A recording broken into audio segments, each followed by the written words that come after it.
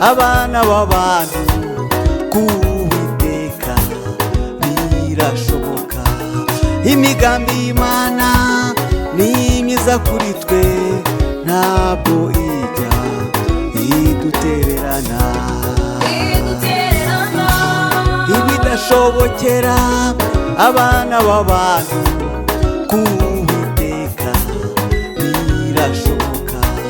Imigambi y'Imana ni myiza kuri twe, ntabwo ijya idutererana.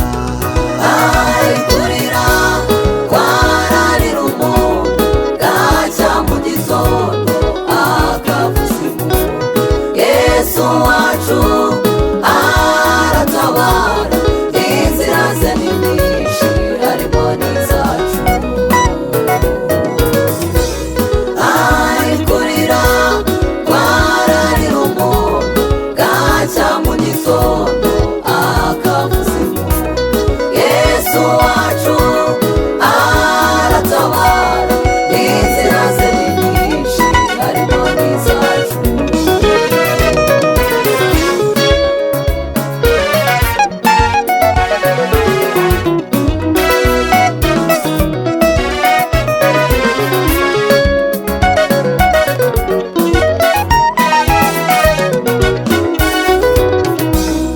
Akura ibishoboka mu bidashoboka, ashobora byose sinajye nigera.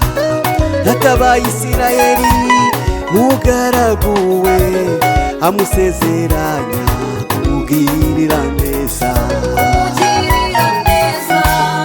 Akura ibishoboka mu bidashoboka, ashobora byose sinajye nigera.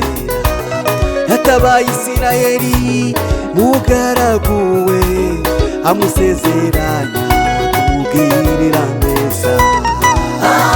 Kurira kwararira umuntu bwacya mu gitondo akavuza impundu. Yesu wacu aratabara, inzira ze ni nyinshi harimo n'izacu.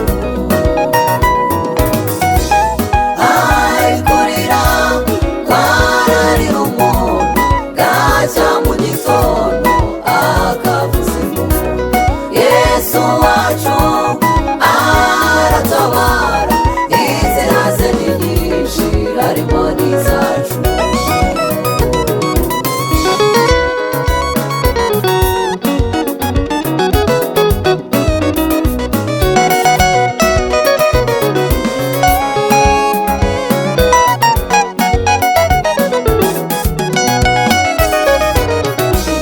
Igihe kigeze Imana irakwibuka, ntabwo igibura uko irigenza.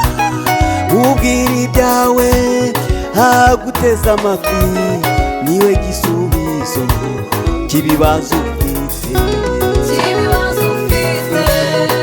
Igihe kigeze Imana irakwibuka, ntabwo igibura uko irigenza.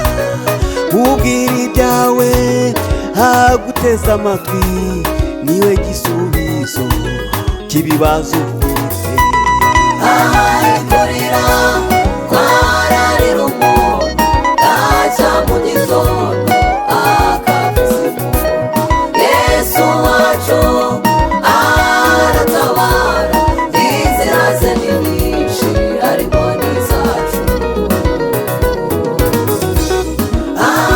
Kurira kwararira umuntu bwacya mu gitondo akavuza impundu.